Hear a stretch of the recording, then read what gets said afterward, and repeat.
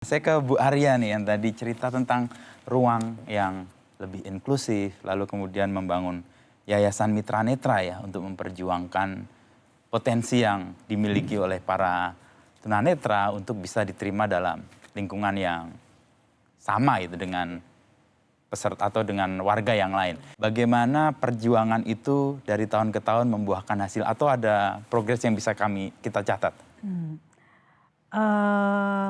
Perjuangan sudah panjang tapi rasanya masih terus akan panjang gitu. Oke. Karena mengubah mindset masyarakat termasuk dalam masyarakat dan pemerintah ternyata tidak mudah gitu. Jadi paradigma lama kan batasannya adalah sebelum Indonesia memiliki Undang-Undang Penyandang Disabilitas, Undang-Undang 8 2016 dan setelah itu. Tapi Yayasan Mitra Netra sudah ada jauh sebelumnya sejak 91 dan karena kami belajar jadi pengenalan ideologi inklusif, kami menyebutnya ideologi inklusif ya, itu sudah kami pelajari sejak lama. Ketika ada undang-undang lahir dan saya termasuk salah satu yang memperjuangkan itu adalah usaha kami untuk supaya kita punya payung hukum dalam berjuang. Nah, dalam proses itu tidak mudah. Indonesia ini luas, tunanetra juga ada dari Sabang sampai Merauke. Pemahaman pemerintah pusat, daerah itu ada tingkat provinsi, kabupaten, kota, masyarakat dengan berbagai adat yang bermacam-macam. Kadang-kadang diskriminasi itu juga diciptakan secara kultural di adat-adat tertentu. Tidak mudah, tapi kan harus ada yang memperjuangkan ini kan. Kalau tidak, saat ini tuh Indonesia sudah sangat tertinggal dibandingkan Vietnam, Filipina. Tidak usah Singapura ya, Vietnam, Filipina, Thailand, Malaysia itu kita sudah jauh tertinggal. Tingkat inklusivitas kita kalau kita saya merujuk ke Bappenas ya, skor inclusivity score itu kita 125 kalau tidak salah. Jauh di bawah Vietnam dan Filipina. Iya, jadi ini harus kita perjuangan bersama-sama. Nah, disabilitas itu ragamnya kan banyak. Macam-macam ya. Ya, ada fisik, mental, intelektual, tunanetra bagian dari disabilitas sensori. Setiap ragam itu memiliki kebutuhan khusus yang berbeda, yang harus dipenuhi dalam bentuk accessibility dan reasonable accommodation yang berbeda-beda. Dan Mitra Netra memilih untuk bekerja untuk tunanetra.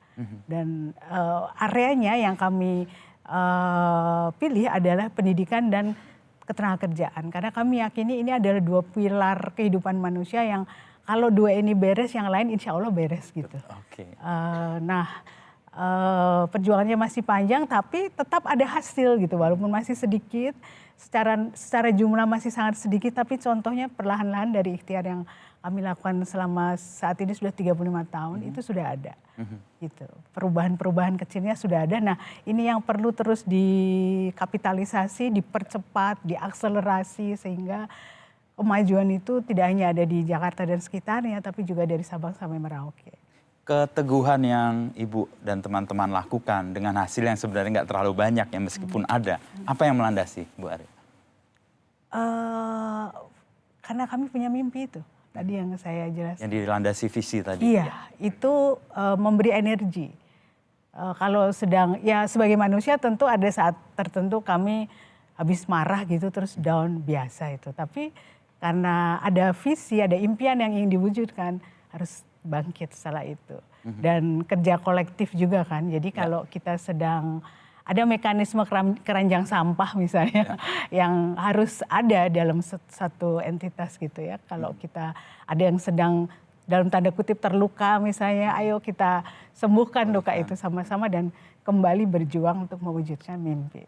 Oke. Ruang sosial dan ruang publik kan sekarang jadi ukuran Ibu Arya untuk bagaimana inklusivitas itu meningkat atau stuck atau bahkan turun. Nah, menurut pengalaman Bu Arya dan teman-teman, ruang publik dan ruang sosial kita sejauh mana ini bisa diterima sebagai ruang yang lebih inklusif hari ini? Pertumbuhannya sudah ada, tapi menurut kalau kan saya selalu melihat jendela ya, Ya. setelah melihat jendela masuk lagi ke rumah gitu. Nah, ketika melihat jendela, di sana sudah lebih cepat ya, kok di sini belum ya gitu. Itu, jadi kemajuannya sudah ada tapi masih sangat lambat. Untuk mengcover Indonesia seluas ini, lalu butuh berapa lama gitu. Kadang-kadang ya ada rasa, saya yakin umur saya tidak akan cukup ya pasti, tapi untuk itu harus ada regenerasi. Nah, ya. itu juga tantangan yang lain gitu. Sudah ada kemajuannya, hanya menurut saya masih sangat lambat. Ya, supaya lebih cepat bisa tersistematisasi dan inklusivitas menjadi lebih baik dialami oleh teman-teman. Iya, dan itu harus menjadi kesadaran, attitude dan langkah-langkah kolektif.